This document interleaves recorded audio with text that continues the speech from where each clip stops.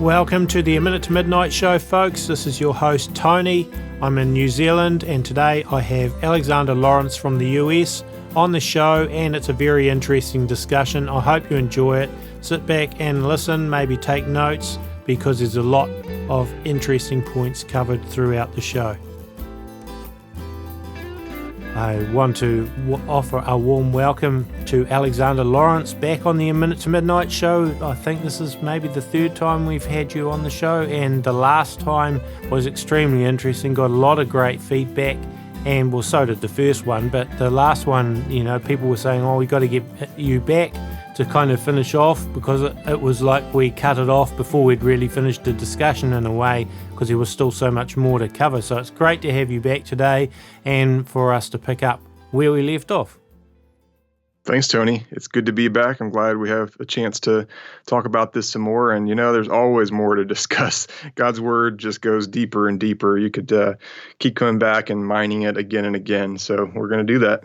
Maybe you could just give a very brief wrap-up of where you were discussing last time or what the topic was. Well, we had covered the identities of the different beasts that we find in the book of Revelation.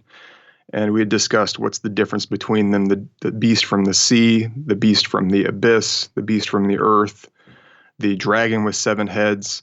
What were the meanings behind all of these different symbols, because they are figurative and they're each different from one another, but they have similarities as well. So we had discussed that. We had spent a lot of time discussing the beast from the abyss and why he comes from there and who he is, and what it means that he once was, now is not in John's present time, and yet will be. So he lived, didn't live, but will live again. And we jumped into Daniel a little bit as well to see where the beast kingdom symbolism started, which is in one of the visions that Daniel had of beasts coming up out of a churning sea. And those 4 beasts are conglomerated in the vision that John had. He sees a single beast coming up out of the sea, but it has the characteristics of the beasts that Daniel saw. So it's very interesting that the 4 that were in Daniel's vision get combined into a chimera in John's vision. So that was the topic. And, we talked a lot about those beasts, but we didn't really get into some of the corresponding symbolism in Daniel very much. So we should probably do that. Sounds good. So I'll let you take us away with it. Okay. So, as we talked about last time, the beasts that came up from the sea in Daniel's dream are the lion with the wings like an eagle, the bear who's raised up on one side and has 3 ribs in its mouth, and a leopard who has 4 heads, but also 2 pairs of wings. And finally, a terrible beast that really isn't described in any detail. It's only said that it is worse than the rest and that it tramples on the rest. So the 4th one is the most powerful and the one that Daniel found the most disturbing.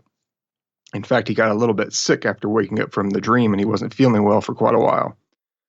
Now, these beasts have been commonly interpreted by many theologians as representing kingdoms in the ancient world. And I grew up being taught that. I grew up thinking that. Most books that I've read revolve around that interpretation. But I have to say, on this particular thing, most theologians got it wrong. Of course, we all get certain things incorrect, and that's true for theologians as well, who are just humans. Bible scholars miss things as well.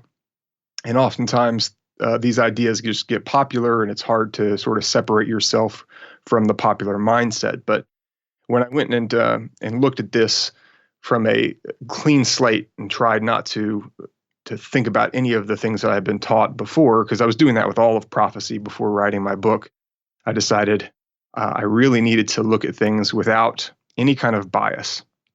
So I prayed diligently that God would help me to see things without the previous indoctrination if we can call it that. Not to say that all of what I was taught is bad, and the word indoctrination kind of has a bad slant to it, but I was taught certain things. Those things got into my mind, whether I like it or not. They influence how I think.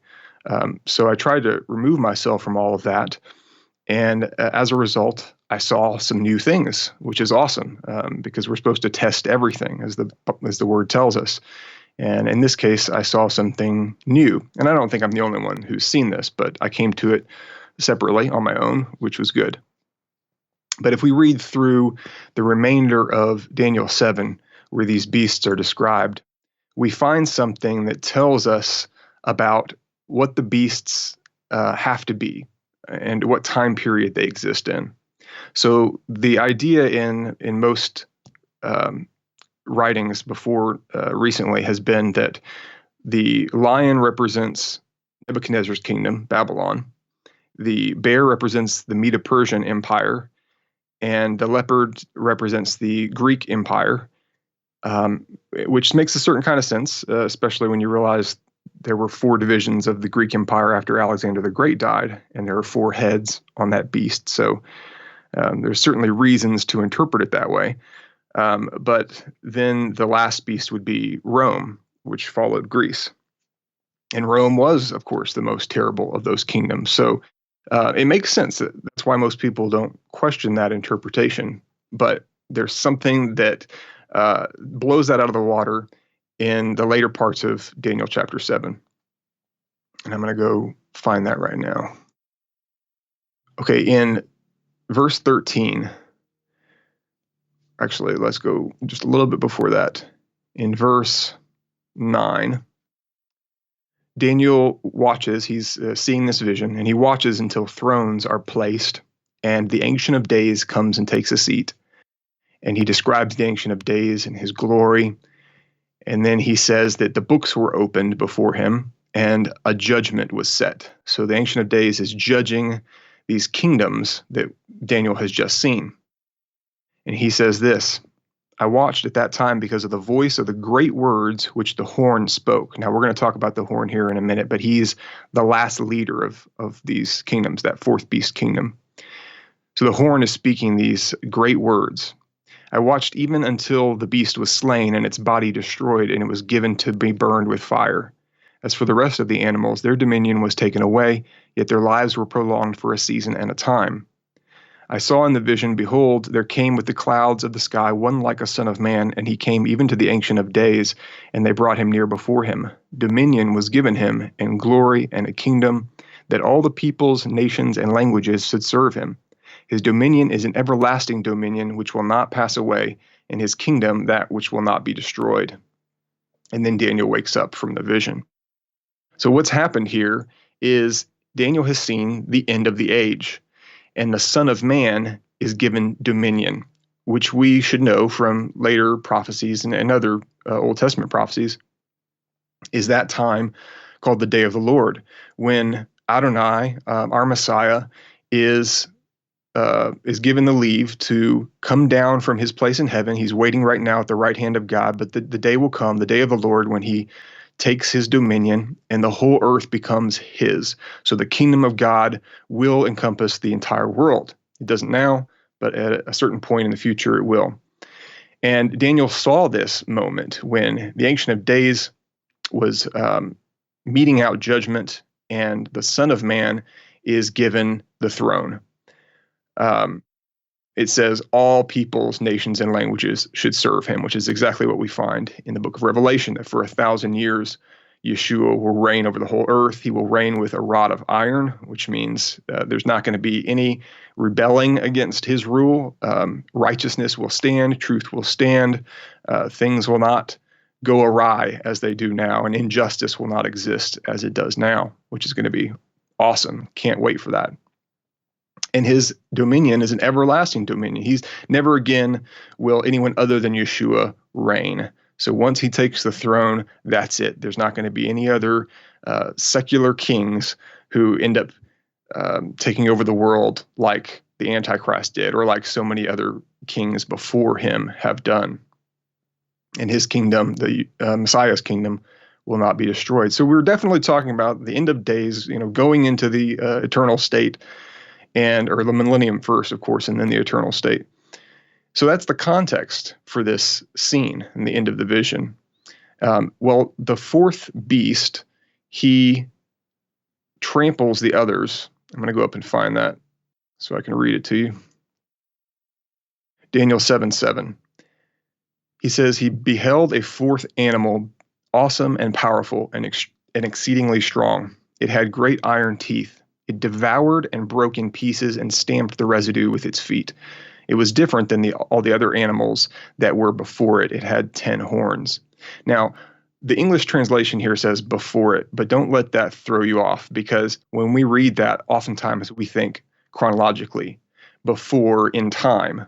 But actually, the Hebrew language here, or this may be Aramaic, it does not indicate chronology that way. Before, in this sense, is talking about to stand in the presence of. So if you said, I went before the throne, that means you're placing yourself in the presence of that throne, literally in a positional way before it. So that's the kind of before we're talking about here, not chronologically necessarily. But the fourth one stamps down and devours and breaks in pieces. And then he has this horn, which is one of the 10 horns. This one horn in particular ends up being very great and boastful. And that is when finally the Ancient of Days judges, and that throne is brought to trial. That horn is brought to trial.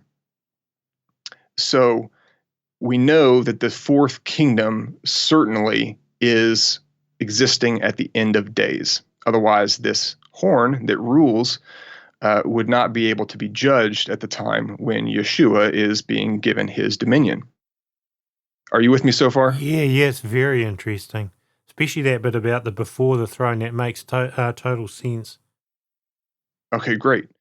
So the question then becomes, if the fourth beast is at the end of the age, are the other three at the end of the age, or were these sequential in history? Are they contemporaneous, meaning they exist all at once, or did they happen in a sequence?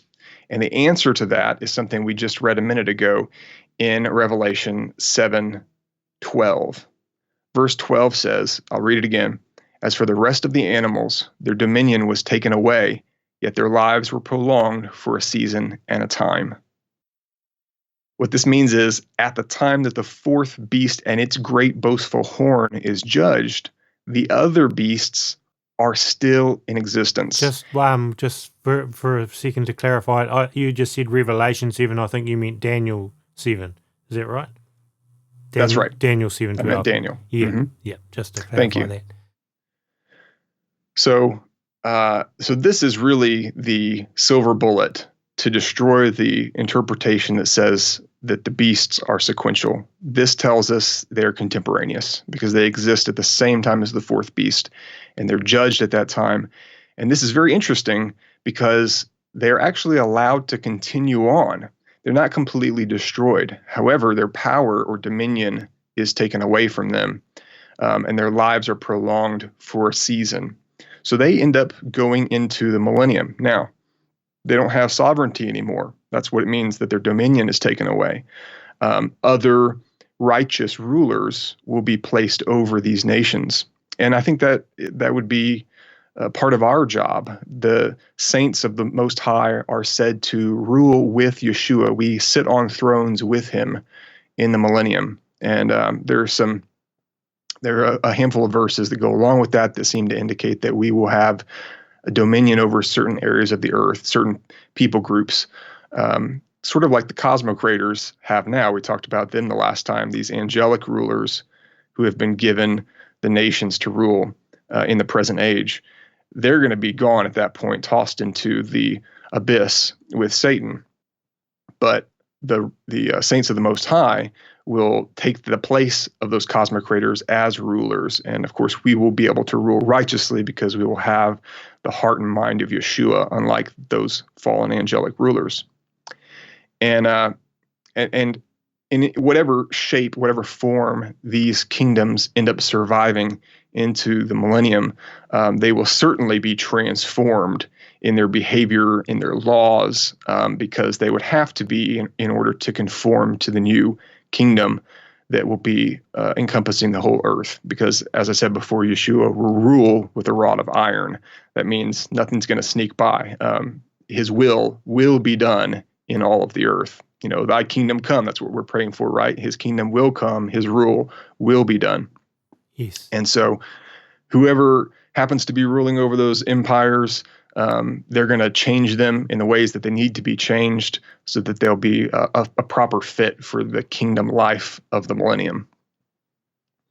But this is just a fascinating thing to realize, or at least it was for me, that these beasts tell us about kingdoms at the end of the age. And some of them, the three of them, survive in some form into the millennium. And so I began to wonder, what do these beasts represent in our modern day? Because I think we're at the end of the age. Yeah. I think we have, a few decades, 4 or 5 at the most. So we should be looking to the geopolitical landscape right now to find out who are these kingdoms. Is there any kind of correlation we can make? And I think we can. I think that the lion with the wings of the eagle is Britain, Great Britain. Now we're talking about, first of all, we need to establish we're talking about very powerful empires or kingdoms here. There are many kingdoms in the world.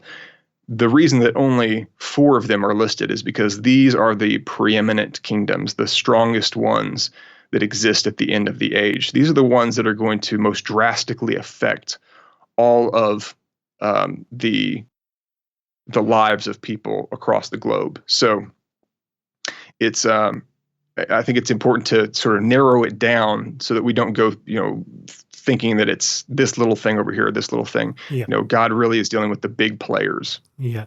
Yep. One of the big players, of course, has been Great Britain. They were a world-ruling empire in recent history. And then America sprang out. Some of the colonies sprang out of Great Britain. And then those colonies went on, of course, to be a great nation in their own right.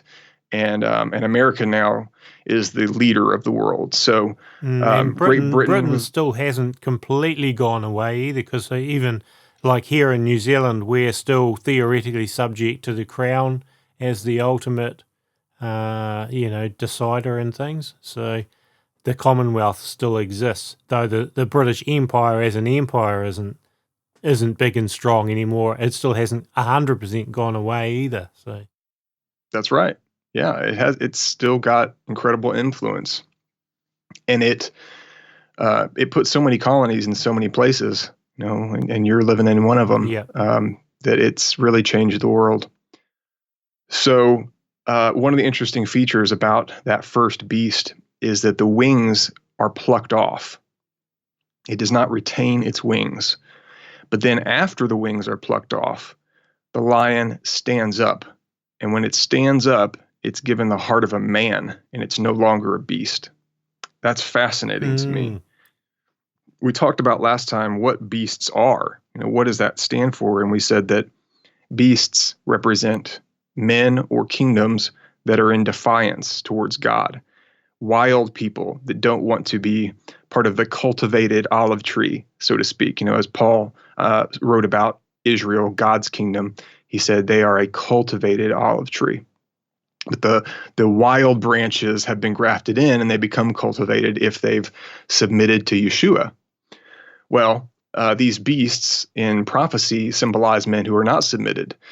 So if the lion is given the heart of a man, to me, that says it has become a spiritual being. It has become a submitted being.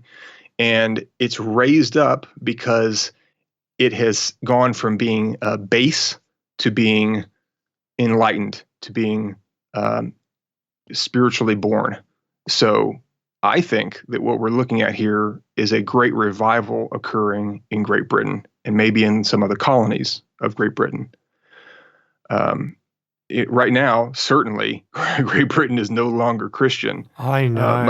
Yeah. I just noted yesterday, I think, in a comment on something about Britain. As a New Zealander, we've sort of always, looked to Britain was kind of Mother England or whatever, and New Zealand was considered, often called the England of the South Seas in the early days. And you kind of have a vision of England and Britain as to what it is, and yet that just doesn't fit anymore when you look at all the control of Islam and the fact they've got a Muslim mayor in London and everything. It's so hard to fathom, that England or Britain is not what we thought it once was. No, they're highly progressive these days, as are many of the states. But according to this symbolism that we're looking at, they're going to change. There's going to be a revival. There have been revivals there in the past. I believe there will be another one that's even greater. And the people are going to turn back to the Lord their God. Unfortunately, the wings are plucked off, which means America is no longer in the picture. And we could spend a long time talking about that, but I've personally seen a vision of America under attack, American coastal cities being nuked. I know of other men, good men of God, who have seen similar visions, and I've personally talked to one of them, and I fully believe that what he saw is true. He's not making it up.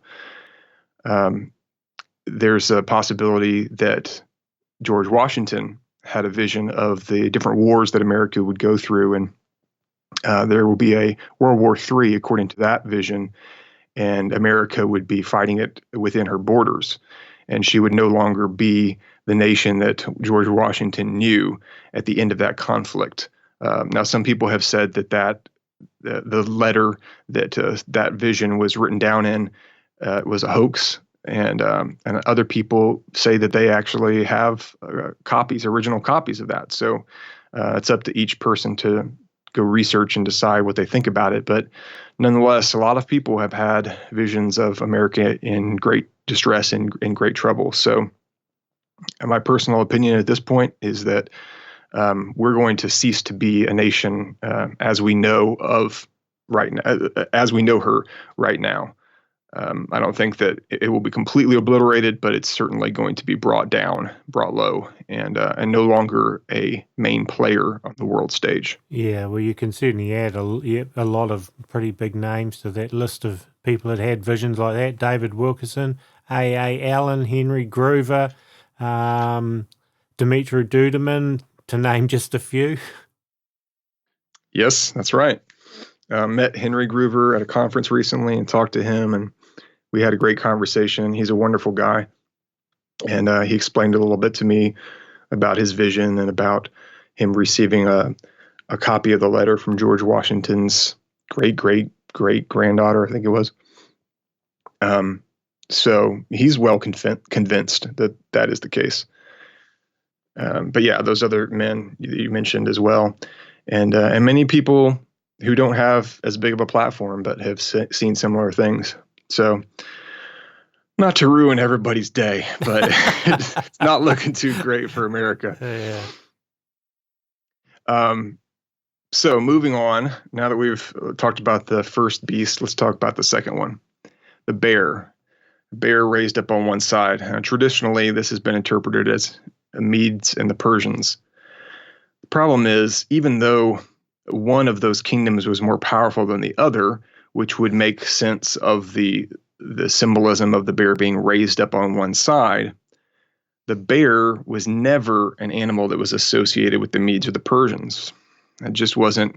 Now, much later in history, the Medes did use a bear on some of their banners, but it was way later, hundreds and hundreds of years later, that was done. But in the time that Daniel was living, there was no bear symbolism attached to that coalition of nations. So that doesn't make a lot of sense that God would use a bear to represent some kingdom when no one ever thought of it that way. But if we're thinking about this second kingdom as being one that exists at the end, then I think that we can easily understand what the bear is, because it's Russia. Yeah. Everybody knows that Russia is the bear. Yeah. Well, I wondered, after coming to that conclusion, why is it raised up on one side? That didn't just jump out at me as being something obvious about Russia. But then, as I was praying about it, the Lord gave me a little nudge. Go look at a population map. So I pulled up a population map of Russia, and I was amazed because one side of that nation houses about 90% of the population. Everything is over on the west, far west. And the rest of it, it's a huge nation, but all of that eastern portion is almost empty. Yeah, I'm And just looking at the map you've got actually a web page if people want to look it up on your watchmanalexander.com blog. It's called America, Britain and Russia are in your Bible, but not where you think. And that map is right there. that's right. I got the image up there, and it's pretty amazing to me that it's such an extreme visual. Like the population map shows all these hot colors where people live, and then it's colder or it's empty where they don't. And it's pretty extreme how the population is on one side. And to me, that was immediate confirmation. Okay, yes, that's what it is. It's raised up on one side. And then it has 3 ribs in its mouth, which means it's taken a bite out of something and taken 3. I don't know what it would be, nations or 3 coalitions. We could probably just hypothesize what those 3 things might be because we're not really given details about that. And I haven't seen that occur yet. So that's one of the things I'm keeping an eye out for. I think that Russia is going to take a bite out of probably Eastern Europe because it's the ribs, right? And the ribs come out of the side of a creature. So if its next door neighbor, Europe, is what it takes a chomp out of, then it would be those Eastern nations. And we've already seen some of that happening. The setup, it seems to be, is already occurring because, the whole Crimea situation went down, a few years ago now? Yeah. And that's still in progress. And it could easily accelerate into something else where Russia decides that it's going to take a couple more nations and really claim it as its own. I don't know how that's going to go down. I'm just keeping an eye on it right now. So that animal, that second beast, is told something after it takes the 3 ribs in its mouth. It's told, go and devour much flesh. Well, it's already taken a bite of something, but now it's told you need to do a lot more damage. So we should be expecting Russia to absolutely break out and just start widespread chaos. It's going to try and take down and maybe be successful in taking down many other nations. Of course, we talked about Henry Groover and Dmitry Duduman, some of those guys. They actually saw Russia and China in their visions. China was assisting Russia in attacking America. So it may be that the devouring much flesh involves attacking America. But it probably won't stop there. They'll probably be devouring in other places as well. Particularly when you think that they were attempting to do that in the Soviet era, but never really got as far as they would have liked. But it's almost like a second attempt at it. Have you been watching what's been going on with Russia lately? On what level? I've certainly been watching a bit. I've been watching with in Syria and the whole situation with Israel, and even the fact that Russia was talking about wanting to put Russian troops on the border of Israel to keep Iran away from there, which means they'd be near the Golan Heights and the oil fields, which I thought was a really interesting development. Mm-hmm. So Russia has really upset a lot of other nations, and whether it's their fault or not, I don't know. It doesn't really matter to me, but they're at odds with everybody, and it seems like we're in another Cold War with them. Yes. But they have been Certainly, they're a big player in the Middle East, but they've also been boasting a lot lately about their new weapons. Yeah, the military capabilities. Yes. Yeah. It's advancing in leaps and bounds, and they now have. Did you see the video that Putin played? It had some animations of different thermonuclear weapons that they were developing No. or had recently developed. No, I haven't actually seen that. So during one of those animations, which is of the Satan II rocket, Yeah. which is quite the nickname, Yeah. but their Satan II rocket is really a cluster bomb of nuclear warheads. It releases at high altitude a number of different thermonuclear warheads that then fall down and blanket a whole area with destructive power. And in the animation that they showed of that missile system, it was able to avoid all of the normal missile defenses. In fact, that was one of their big boasting points, is that their new missiles would be able to outmaneuver and avoid the missile defenses of countries like America and Israel. And in this animation, when the Satan II gets past the defenses and releases its payload, it's positioned over a coastal area. Now, there's nothing on the image that tells you what that coastal area is. There's no text saying, this is such and such place. But if you just take the image and compare it to the coastlines of satellite images of America, you very quickly find that what you're looking at there is the west coast of Florida. Wow. There's no question. I mean, it's a detailed enough image that you can easily tell, oh, yeah, that's Florida. We're looking at the panhandle, or not the panhandle, the peninsula. And when I saw that, I just shook my head in disbelief. Like, they seem to be forecasting what they're going to do. They've already got their sights on us.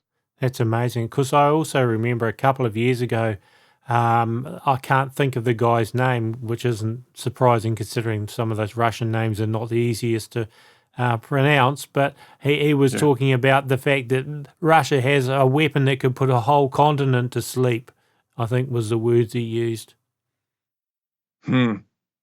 That's interesting. Yeah, I'm sure that they have more than what they're showing us. If they're going to be making a public presentation about their weapon systems, it's probably not all of them. Yeah. I would imagine if I were a military expert that I would only want my enemies to know about the stuff that I was ready for them to know about. Yeah.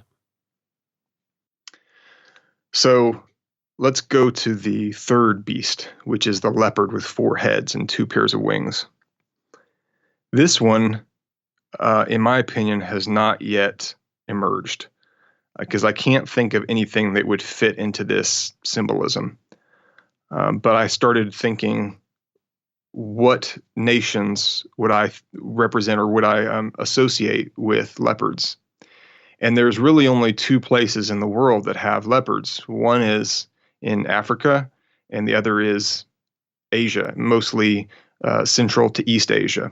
So we've already established that these beasts are in reference to very powerful empires that will change the world at the end. I don't think we have that kind of a player in Africa. I just don't see any African nations being able to field the kind of military power that East Asian nations could field.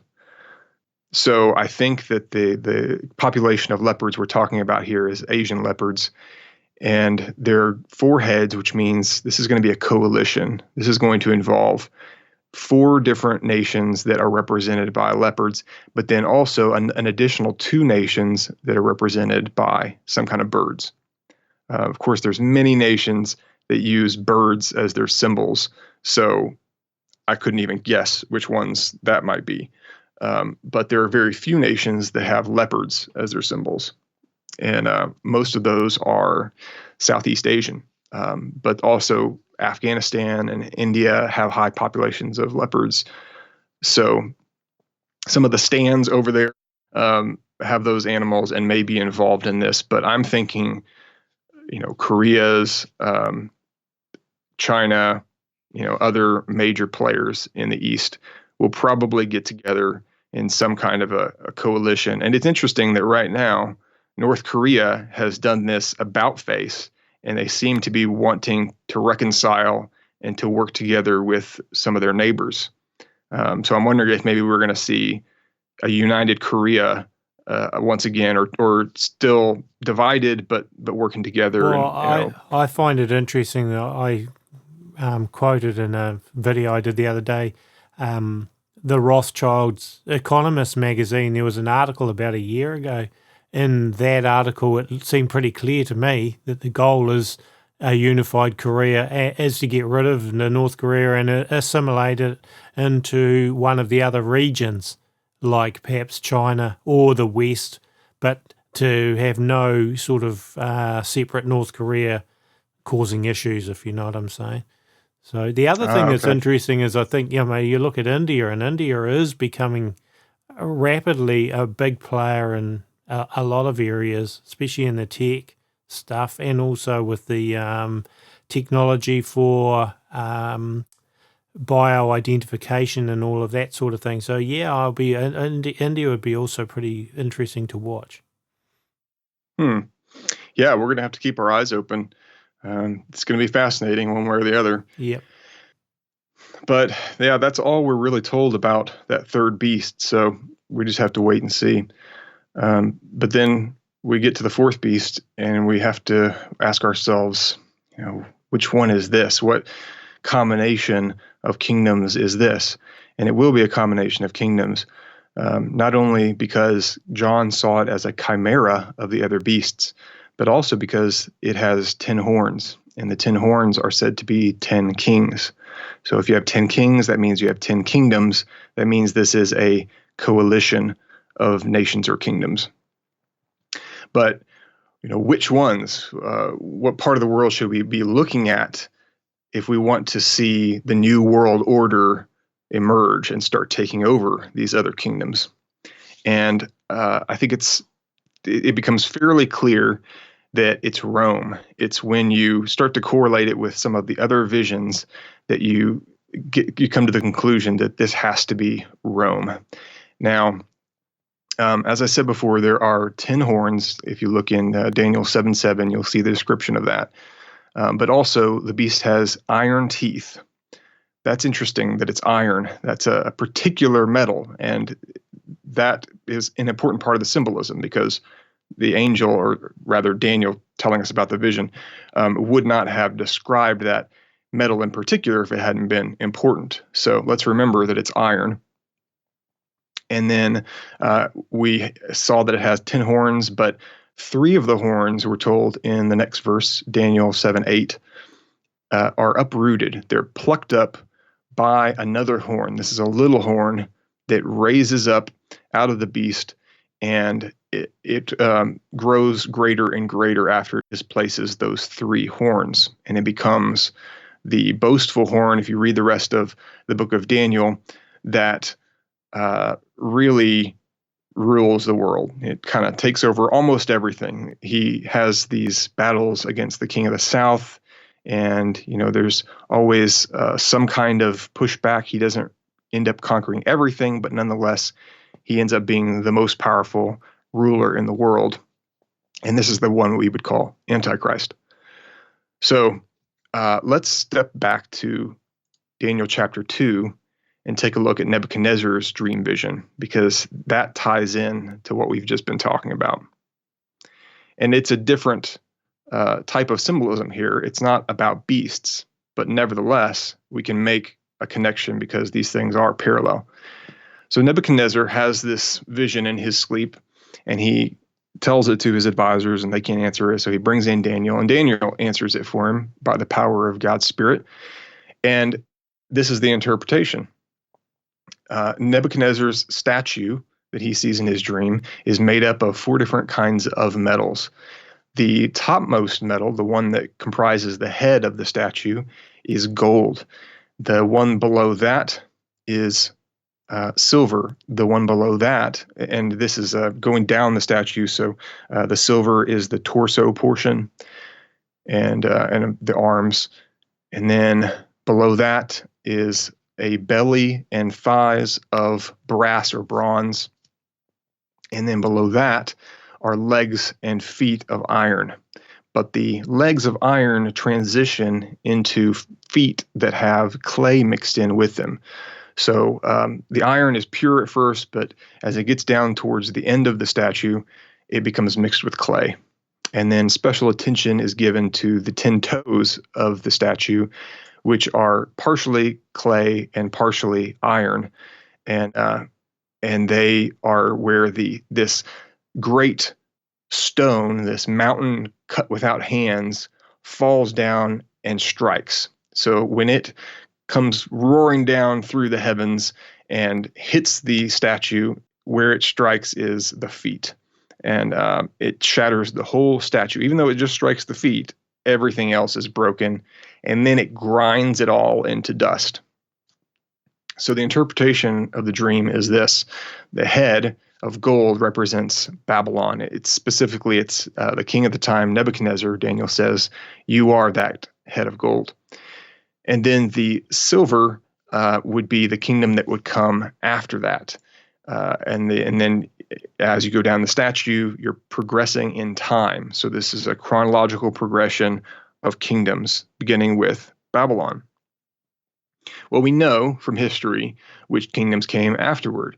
You had, Babylon kind of morphed into or got consumed by the Medes and the Persians, and then they got consumed by Greece because Alexander the Great came roaring in from the west and quickly took over everything. And then his kingdom got divided when he died, but those four kingdoms then fought amongst themselves and were overcome by Rome. So that's the order of events. We have the silver is Greece, the brass or bronze is, the silver is Persia, the brass or bronze is Greece, the iron is Rome. What I find interesting too is that it progresses downwards in terms of value of metals. Like gold is obviously the most valuable, and then silver is next, and then bronze, and then by the time you get to iron and then clay, they're kind of increasingly not worthless, but of less value. So what do you think the significance may be of that? Do you have any idea? I think primarily it relates to military strength and glory. So the metals get softer as you go up the statue. The further you get in history, the harder the metal, but also the less glorious, the less precious. So Babylon was this not only a great kingdom, but it was a very outwardly glorious kingdom. The Assyrians that they had taken over also were very glorious, just in terms of their splendor in a visual in a visual sense, and their pomp as a nation. You get less of that, and also you get more of a diplomatic approach to government the further that you go, and more republics being formed. But part of that process was also a change in the military strength and the focus of power. So you definitely had more military power with Rome than you did with Babylon. Right. And the Romans were considered, terrible and fearsome people, and everyone feared them, and they took over everything with no mercy. And Alexander the Great was similar, but not as powerful. So, I think mostly what we're talking about here is a change in the strength of the metals. Right. And the iron legs are in two divisions because Rome existed in two divisions. So you had the East and the West, which well, I'm not going to get into a big history lesson. People can go look this up on their own. But basically, those two halves existed in parallel for a long time. And what we're being taught here is that that kingdom, the Iron Kingdom in two halves, never went away. It never actually died. Now, previous to this, you had different types of metal. But when you get down to the legs, it doesn't change type. It just gets mixed in with some clay, or rather clay gets mixed in with it. But the shape of things changes. So the upper leg is very meaty. It's very thick. But as you go down the leg, it gets thinner. And eventually you get to the ankle where there's pretty much no muscle at all, right? It's lost its form down there.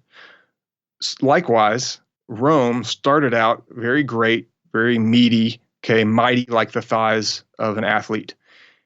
But then over time, it dwindled, and it never really outright died. What happened is that the political landscape changed, and the power shifted from being in the hands of emperors to being in the hands of the churches. You had the Roman Catholic Church and the Eastern Orthodox Church. And guess what still exists today? Both of those. Yeah. Both of them have millions and millions of followers. In fact, Roman Catholicism has billions of followers, doesn't it? Yeah, yep, it does. So these two entities that were formed in ancient Rome still boast many, many people underneath them. And what happens with the statue is that even though the extents of it have gotten smaller and smaller as you've gotten to the ankles, when you reach the feet, it flares back out because feet get big and broad. In fact, a foot is usually bigger in its cross section than the thigh is. So what we should be looking for here is for the Roman Empire, or at least what remains of it now, to grow again, to become broad, widespread again. And yet it won't last very long. Feet are not very deep. They're not very tall, I should say. So if we're going down this thing as a timeline, we don't spend a whole lot of time at the feet level of things before we reach the ground. So we should see it very quickly regain its former power and even more. And at that time, there will be 10 rulers. That's what the 10 toes represent. Now, those 10 toes correlate to the 10 horns that we saw on that fourth beast, because we know the fourth beast is the last empire to exist at the end of the age. If this version of Rome reincarnated, not really reincarnated, just regrown, is the last empire, then the 10 toes must correlate to those 10 horns. Everybody on board? I say everybody as if the audience can talk to me. Are you on board so far? Yeah, and I'm sure that person over there is, and this one, and yep, they're all on board. Okay, great. I'm going to take your word for it. So where should we go from here? The 10 horns, 10 toes, 10 horns. Okay. What we should expect to see, if this is Rome, is European nations and nations of Asia Minor, and even some from Northern Africa, because the Roman Empire, at the height of its power, encompassed all of that area. And that, if that's what's being represented here, then I think that's what we're going to see rise back up. And there will be a coalition of 10 primary kingdoms that are ruling that whole area. Now, how will the 3 horns get displaced? I don't know. There's really not much information about that. Not really any at all. We're just told that the little horn somehow comes up and gets rid of 3 of those and starts to become mighty. So sometimes we have the idea that the Antichrist shows up on the scene and just, immediately is the ruler of the whole world. But that's not what we see in the book of Daniel, especially later chapters. We see he has this career that progresses. He's a military genius, and he ends up taking over area, a bit at a time. Now, he does it very quickly. His expansion is going to be rapid, but nonetheless, it is a process. And he's going to only be one of 10 kings initially, or should I say 7, because 3 are displaced. So he'll be that 8th king. Then eventually, in the last 3.5 or so years of the age, the 10 horns or the 7 horns that remain are going to give their power over entirely to the beast, which we read about in Revelation chapter 17. In verse 17, it says, God has put it into their hearts to do what he has in mind, to be one mind, and to give their kingdom to the beast until the words of God should be accomplished. So this is at the time that the city of Babylon will be destroyed, ironically enough, by the beast and by the horns, because she rides this beast kingdom, and the horns, the kings of that kingdom, and the beast from the abyss, who is one of those horns, have had enough of her for a variety of reasons, and they throw her off and they devour her. So in that, I think that the destruction of Babylon, the city, is going to occur at 3.5 years before the end of the age, at the same time that the Antichrist desolates the temple, breaks the treaty with Israel, shows his true colors, and sets himself up as God to be worshipped. And then the mark of the beast will be implemented at that point. Before that, the world economy really centers around this city, Babylon, which is a coastal city. But after that point, there's going to have to be a whole new economic system, because that economic hub is destroyed, and then the beast is able to implement his mark system, where everybody has to have a mark in order to buy, sell, or do any kind of business in that beast kingdom. That's an interesting way of looking at that in section there. I mean, because everyone has different ideas about what Mystery Babylon is. I get so many different ones, even people that are guests on this show with different ideas. I'm still sort of on the fence a little bit about it. I'm definitely watching what happens with Neom in Saudi Arabia, because I'm thinking if that sprung up really quickly like it's supposed to and becomes the huge city that it's meant to be, well, I'm not saying it's Mystery Babylon, but I'm definitely watching Mohammed bin Salman and Saudi Arabia in that area very, very closely at the moment. I am too. I'm not sure if that could be Babel, though, the end times Babel. Obviously, it is going to be a city, because Revelation 17 calls it a city. Yeah. It's a city on 7 hills. But the question is, what are those hills? You can interpret those in different ways. Some people want to interpret them literally, which would lend itself to calling Babel Rome, because Rome sits on 7 hills. Jerusalem also sits on all those hills. Yeah, it could be. I think you have to be careful to take all of the different traits of that city and make sure that they fit whichever one you're trying to postulate is the one. So Jerusalem, for instance, is not a coastal city, but Revelation 17 is describing a coastal city. When she's destroyed, the merchants in their ships stand far off on their ships and look at the city burning and mourn over her, because all of this sea traffic was coming into the city on a constant basis and making her wealthy. Yeah, well, see, Rome isn't exactly a coastal city either. But the thing is, I don't know if it's factual or not. I did see someone say the other day that Neom, there would be 7 hills or 7 mountains in the area of that as well.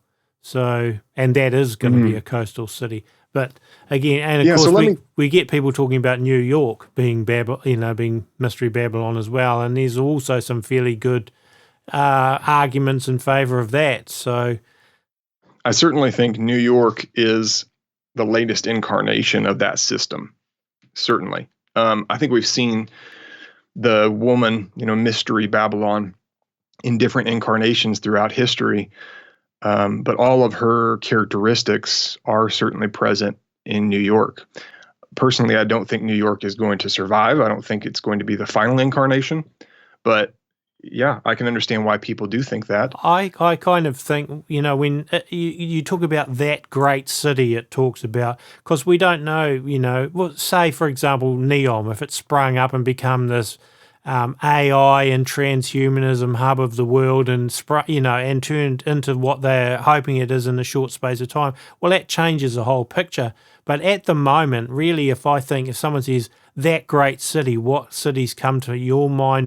Personally, to me, there's only two cities that come to my mind in this current time frame, and one's New York and the other's London. Yeah, that's right. They There are are the a handful of financial other hubs. ones that are, yeah, there's a handful of other ones that work into that whole financial system, like Hong Kong. But yeah, I think you're right. If you wanted to choose the top two, those would be it. Yeah. But of course, we Uh, don't know what 5 years or 10 years' time it'll look like. So who that's knows? true. We Yeah. don't. It can change so rapidly. The one thing that makes me very reticent to think that it's New York is that the book of Jeremiah, when it talks about end times Babel and its destruction, um, it is, I wish I could remember the exact wording, but basically it says it's of the Chaldees. It is the city of the Chaldees, which means that it has to be in southern Mesopotamia because that's where Chaldea was.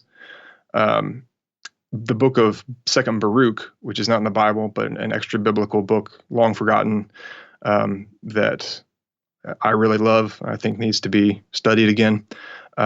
It also mentions Babel in association with the Chaldees in the last days. So those two mentions make me think we may be seeing that city that was originally in Shinar come back again in the last days. Now, there is a slight possibility, and I haven't really looked into this carefully, but someone brought to my attention the fact that one of the kings of Babylon, the one after Nebuchadnezzar, actually left Babylon and went and lived in the area that is now being built up as Neom. He went and lived there for several years and had palaces there, and built himself a little hub of civilization. And he left his son in charge in Babylon. And that's the one who was ruling at the time that the writing was put on the wall. He's the one who brought out the vessels of the temple and was using them for his party. And God said, I don't think so. And he brought the invaders in to do away with him. Well, his father was over in Arabia at the time. Uh-huh. And, I don't know if that's enough of a connection, but it is interesting that at least some of the rulership of Babylon did go down there. That is interesting. And as I said, it is a coastal city, and the plans for it are enormous, and it has great New World Order sort of backing in terms of Council on Foreign Relations and Bilderbergs and people involved in that. So, anyway, we can't say for definite, but I'm certainly watching it closely. The only other thing, though, is that when I think of Babylon being described as the hammer of the whole earth, currently there's only one nation that could fit that bill, and that, of course, is America. But as you say, it could, if you're right, America gets taken out first, then that changes that whole playing field. Yes, and that fourth nation, the fourth beast nation, would be the hammer of the whole earth. That tramples down everything else. Yeah. One other thing about Babylon and Jerusalem, because a lot of people lately I've heard trying to establish Jerusalem as Babylon because it is called Babylon in a figurative way in the scriptures. And, right now, certainly it is fulfilling that designation because it's a very secular nation. They have the biggest gay pride parades there. They have all kinds of crazy progressive ideologies and injustices. And, it's very much a part of the world system right now. Yeah. Minus a minority of Jews who are actually Bible-believing traditionalists and, try to live the way that the Bible says. But for the most part, it's just like any other nation, like America. Yeah. And so I can understand why people would think, oh, maybe it's Jerusalem. But beyond the fact that that city is not a coastal city, the other thing is that we're told very clearly multiple times in the prophets that Babylon will be totally and completely decimated, And yet to the point. Jerusalem continues on afterwards, so it can't really Yes. be. Yeah, and that is the same Exactly. conclusion I've come to. In fact, Babylon's going to be attacked using some kind of weaponry, which I would think would be, nuclear in character, because we're told that it will be a desolate spot that no one can even try to live in. It'll be basically irradiated, where nothing will ever again set foot there, and people who pass by will hiss at its plagues. So I think that now there's unclean animals that go to live there, but no people. It's very specific that no one will ever live there again. So I think that's telling us that some kind of radioactive weaponry will be used against her, and that whole region is going to be turned into a toxic dump. And that's certainly not going to happen to Jerusalem, because the Lord comes and saves Jerusalem at the last minute from the armies of the beast. Yep, agreed. I'm on that same page. Interestingly, about the unclean animals, I think when you look into it a little bit more too, it could actually be that they're demons, not literal animals. When you talk about satyrs, which are half man, half goat, demon kind of thing, and also the owls could also be Lilith, sirens, which is sort of demonic beings. But anyway, that's way too much to go into now, since we've already just over the hour. But yeah, that's very interesting points, and I have that same conclusion that it can't be Jerusalem, even though it's called that great city, and Sodom and Egypt where the Lord was crucified. That can only be Jerusalem, but it doesn't necessarily mean that that's talking about the same great city as Mystery Babylon that gets destroyed, which is what people do. They join the two together and say the one is the same as the other, which I don't think is necessarily correct. Right, because Jerusalem has oftentimes operated in that spirit of Babylon. It's been under the control of Satan and the fallen ones, and doing things that certainly go against God's kingdom, even though she's supposed to be the center of God's kingdom and the holy city, but yet she's been very unholy. So we can understand why the prophets were making that comparison, but that doesn't mean that it's literally the last city of Babylon. Yeah, agreed. This has been a very interesting discussion again. Yes, it has been. So much good. So much interesting information that you come up with. And I guess we'll have to come and attack some other subjects sometime on the show again, because you certainly give us lots of food for thought. I'd love to. Yeah, just let me know. Excellent. Well, thank you so much for being on our A Minute's Midnight show again. It has just been awesome, Alexander, and I'd definitely love to have you come back again before too long and carry on with some more topics. Absolutely, and may God bless everybody who's listening, and may his light illuminate you. And just before you go, just tell them where they can find you on the internet. My home base is www.watchmanalexander.com, and you can link to my YouTube channel and my social media channels from there. Awesome. Well, thank you, and we'll catch up again soon. Sounds good. I'll see you later.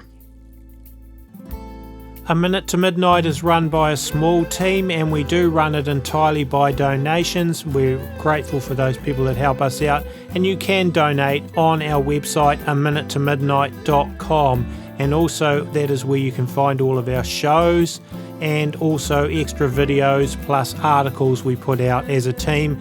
Our shows are found on our website, that's aminutomidnight.com, on YouTube and also on iTunes. So check out all those places, subscribe to our YouTube channel, don't forget to like this video and share it. All the music used in the shows is written, played and recorded by me, and you can find links to free music on the Minute to Midnight website too.